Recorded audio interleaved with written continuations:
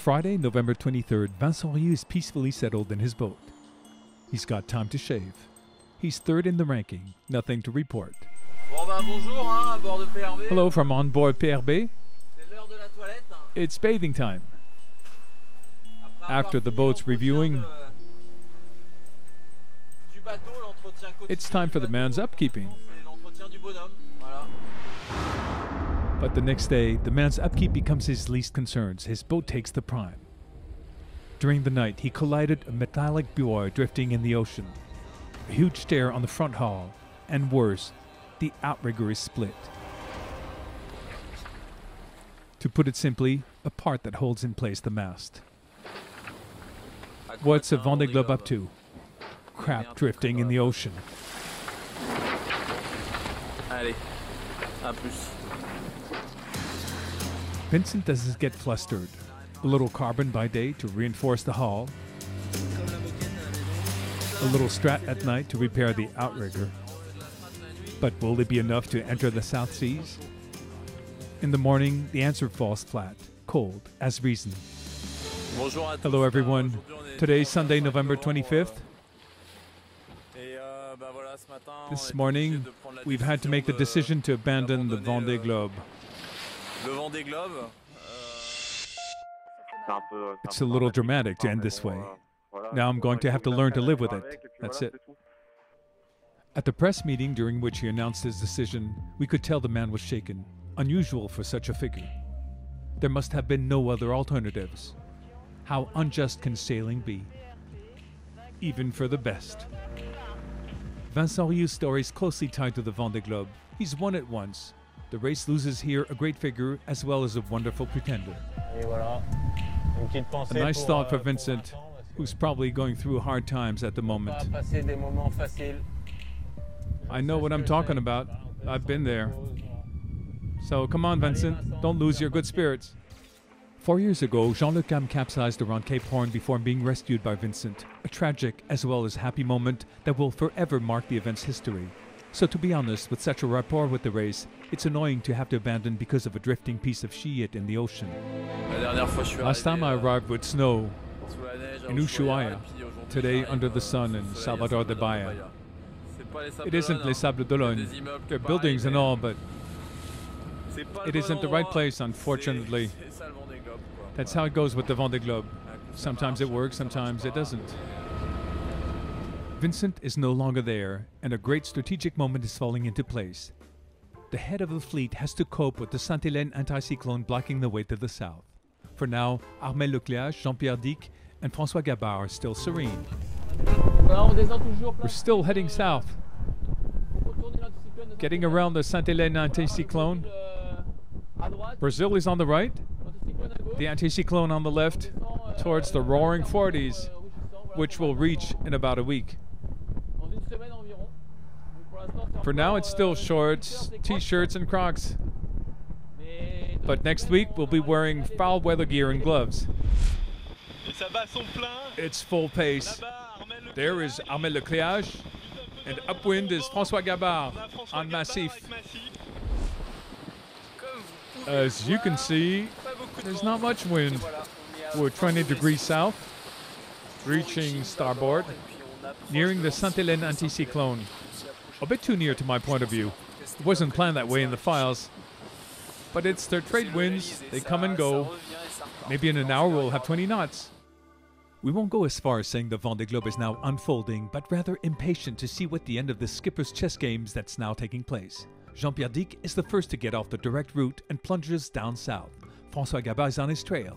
Armel Lecléache takes the shortest way. Results in several days. Each made their choice. Blindfold. What's to expect? At the moment, there's two thoughts of which way to go. One, you can go down that way, or two, you can go this way. If you go down that way, it means that you have to cross an area of light wind, and then there's new wind coming from that side. So you're the first people to get that new wind, and that rockets you to the south. Whereas myself, Bernard Stan behind me, and the leader, Banque Populaire, we're trying to stay this side of the band of light wind, and hopefully make enough miles now, while those guys are in the light winds, to be able to keep us in our position when the new wind arrives. it's a tricky situation, and really there's no right answer right now. And This uncertainty naturally generates stress, tension, anguish prowls. There's a ridge that's sharing, and we have trouble getting through. Such is life, except for the squall. It's pleasant.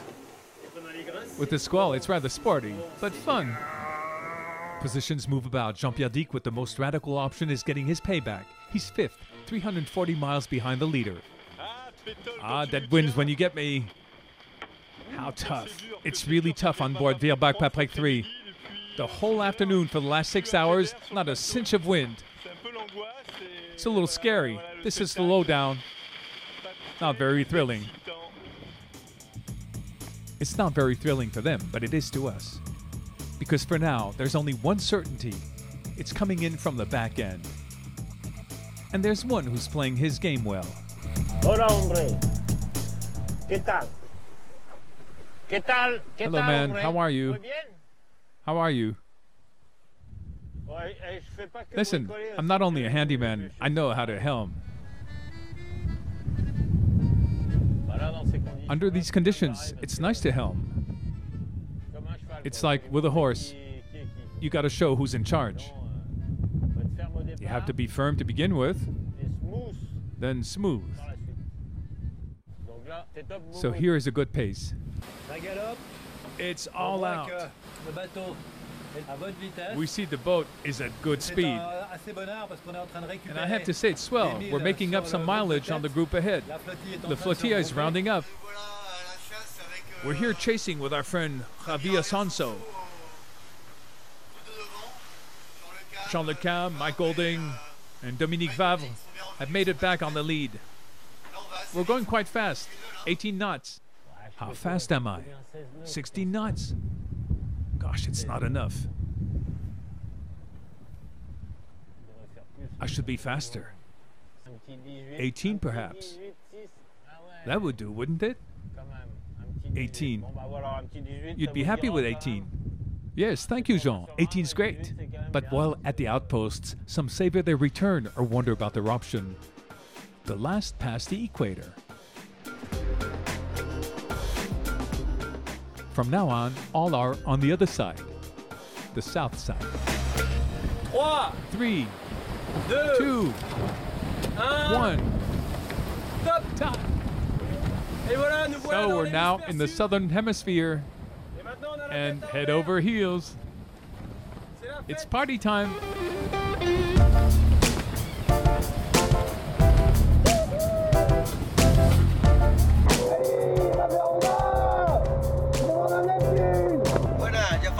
Not much longer time before I pass the southern hemisphere. There, I passed. I'm gonna fix myself a nice slice of ham. The French must drink champagne. hop là! Oh! Passage! Latitude de Alessandro Di Benedetto was the last to join them on the other side of the world. Far behind, but happy. Houston, Houston, do you hear me? True, it's a little like being out of space here. We're alone and out of the world. Alessandro Di Benedetto has a communicative joy of sailing. Even the birds look to share his good company. When I'm at the helm, he comes in for a visit. It's fun company. For a while, he's been steering, or trying to. Alessandro has already been on an around the world solitary with no stopovers on a 650. In other words, he's an adventurer who loves to get around, his way at sea, and an art of living.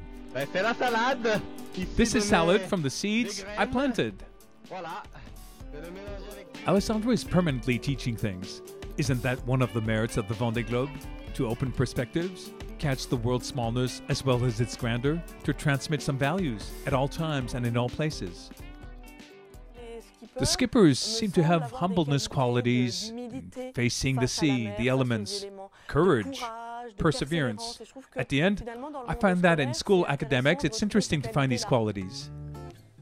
In Lannemille-sur-l'Essonne, Loiret Public School, the Vendée Globe is a source of daily conversation. If children learn much about it, they're also very aware of the race's progress. They're moving fast, overtaking themselves, overtaking and moving fast along. Now, who's leading? You said it, it's Armel Le cléac'h. Still leading, but until when? On Friday, November 30th, during the press meeting, he gave out the keys to the great strategic game put in place a few days ago. The gaps with my comrades that sailed west are now showing. It looks as though Jean-Pierre and François' options were better. They'll be in the front by the Aiguille's gate.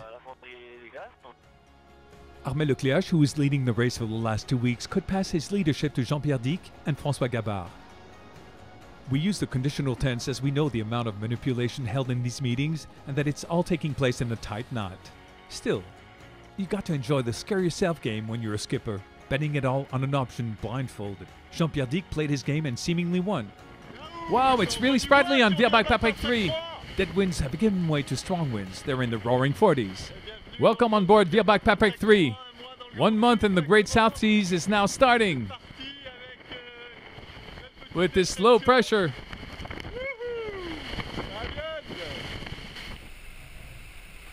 Steady speed for Mirabeau. About 18 knots. Today is November 30th. It's rowing well and safely. An ideal time for drinking coffee, listening to music, except that it's a little too noisy on board. Listen, we're up to 24 knots at times. It's beautiful. There are even birds around. It looks like the real South. All right, bye now. Ciao.